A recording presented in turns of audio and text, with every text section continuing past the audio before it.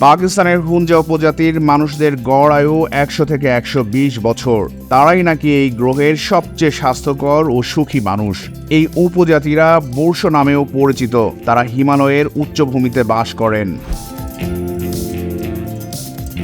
পাকিস্তানের হুঞ্জা, চিত্রাল, গিলগিট, বালতিস্তানের উপত্যকায় বসবাস করে এই উপজাতিরা। হুঞ্জা সম্প্রদায়ের গড় আয়ু বিশ্ববাসীকে অবাক করে দেয়।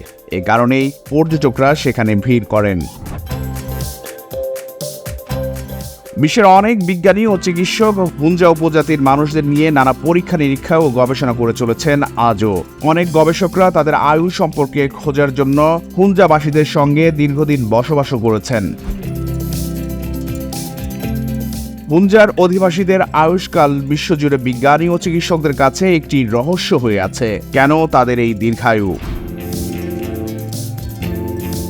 হুঞ্জারা দিনে মাত্র দুবার খাবার খান। সূর্য ওঠার পরে একটা ভারী ব্রেকফাস্ট ও সূর্যাস্তের পরে হালকা ডিনার করে নেন। এর মাঝে হুঞ্জারা আর কোনো খাবার খান না, তবে সম্পূর্ণ প্রাকৃতিক খাবার খান এবং হুঞ্জা পরিবার নিজেদের প্রয়োজনীয় খাদ্যশস্য ও সবজি নিজেরাই উৎপাদন করে নেন।